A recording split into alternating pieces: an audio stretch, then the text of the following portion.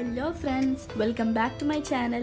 ഞാനിന്നിവിടെ കണ്ണൂർക്കാരുടെ പത്തിരിയും പിന്നെ ഹൈദരാബാദി ഹെർബൽ ചിക്കൻ കറിയുമായിട്ടാണ് വന്നത്. ഹൈദരാബാദി ഹെർബൽ ചിക്കൻ കറി ഉണ്ടാക്കാൻ വേണ്ട ചേരുവകൾ: 1/2 കപ്പ് പുതിനില, 2 കപ്പ് മല്ലിയില, 2 ഉള്ളി, 700 ഗ്രാം ചിക്കൻ, 20 കാഷ്യൂ നട്ട്സ് വെള്ളത്തിൽ കുതിർത്തിയത്, 5 പച്ചമുളക്, 2 table spoon ginger garlic paste, 2 table spoon butter. Medium ഫ്ലെയിമിൽ വെച്ച പാനിലേക്ക് ബട്ടർ ചേർത്ത് കൊടുക്കാം.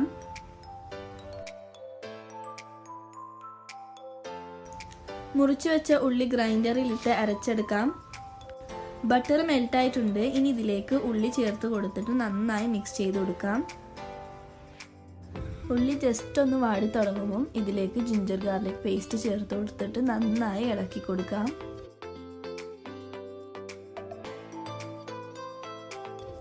കാൽ ടീസ്പൂൺ ഉപ്പ് ചേർത്ത് കൊടുക്കാം. ഗ്രൈൻഡറിലേക്ക് പച്ചമുളകും മല്ലിയിലയും പുതിനയിലയും കുറച്ച് വെള്ളവും ചേർത്ത് കൊടുത്ത് അരച്ചെടുക്കാം. ഉള്ളിയുടെ കളർ മാറിയിട്ടുണ്ട്. ഇനി ഇതിലേക്ക് ചിക്കൻ ചേർത്ത് കൊടുക്കാം. 1 ടീസ്പൂൺ ഗരം മസാല പൗഡർ ചേർത്ത് കൊടുത്ത് ജസ്റ്റ് ഒന്ന് മിക്സ് ചെയ്ത് 15 മിനിറ്റ് അടച്ചു വെക്കാം. ബീഫ് അരച്ചിട്ടുണ്ട്. ഇനി ഇതിലേക്ക് കുതിർത്തി വെച്ച കാഷ്യൂ നട്ട്സ് കുറച്ച് വെള്ളവും ചേർത്തിട്ട് ഗ്രൈൻഡ് ചെയ്തെടുക്കാം. കാഷ്യൂ നട്ട്സ് അരച്ചെടുത്തിട്ടുണ്ട്. 15 മിനിറ്റ് കഴിഞ്ഞിട്ടുണ്ട്. ചിക്കൻ ഏകദേശം കുക്കായിന്. ഇനി ഇതിലേക്ക് അരച്ചു വെച്ച കാഷ്യൂ നട്ട്സ് ചേർത്ത് കൊടുക്കാം. ജസ്റ്റ് ഒന്ന് മിക്സ് ചെയ്ത് കൊടുക്കാം.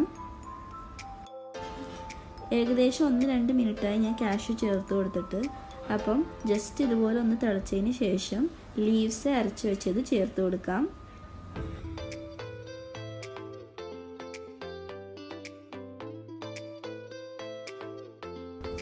ഇനി ഇതിലേക്ക് 1/4 കപ്പ് ക്രീം ചേർത്ത് കൊടുക്കാം.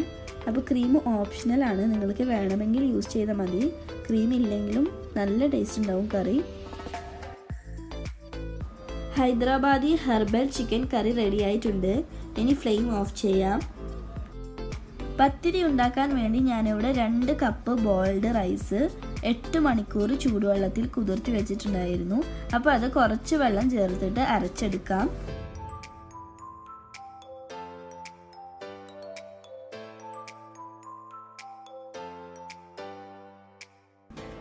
അര ടീസ്പൂൺ ഉപ്പ് ചേർത്ത് കൊടുക്കാം.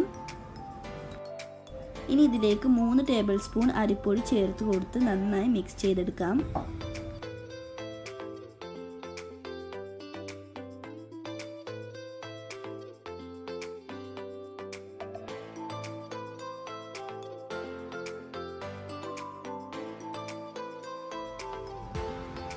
ഇതാണ് ഇതിൻ്റെ കൺസിസ്റ്റൻസി.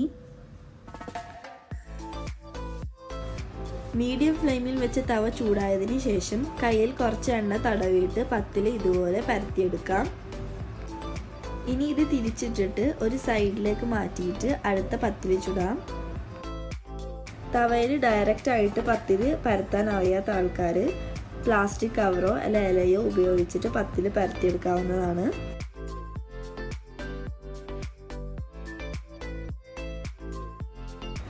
ഇനി രണ്ടാമത്തെ പത്തിലും തിരിച്ചിട്ടിട്ട് ഒരു സൈഡിലേക്ക് മാറ്റാം. എന്നിട്ട് മൂന്നാമത്തെ പത്തിൽ ചുടാം.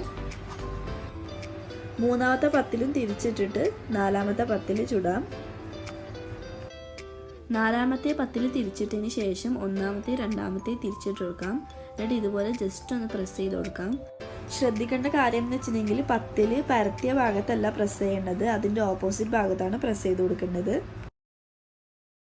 ആദ്യത്തെ പത്തിൽ റെഡി ആയിട്ടുണ്ട്. ഇനി ഇത് കാസറോളിലേക്ക് മാറ്റാം. ടേസ്റ്റി ആയിട്ടുള്ള പത്തിലും ഹൈദരാബാദി ഹെർബൽ ചിക്കൻ കറിയും റെഡി ആയിട്ടുണ്ട്. എല്ലാവരും ഇത് ട്രൈ ചെയ്ത് നോക്കണം. ഹൈദരാബാദി ഹെർബൽ ചിക്കൻ കറി പത്തിലിന് മാത്രമല്ല ചപ്പാത്തിക്കും നല്ല ടേസ്റ്റ് ഉണ്ടാവും. അപ്പോൾ നിങ്ങൾ ആദ്യമായിട്ടാണ് എൻ്റെ വീഡിയോസ് കാണുന്നുണ്ടെങ്കിൽ സബ്സ്ക്രൈബ് ചെയ്യാൻ മറക്കരുത്. നിങ്ങൾക്ക് എൻ്റെ വീഡിയോ ഇഷ്ടപ്പെട്ടിട്ടുണ്ടെങ്കിൽ ലൈക്കും കമൻറ്റും ചെയ്യണം. And thanks for watching my video.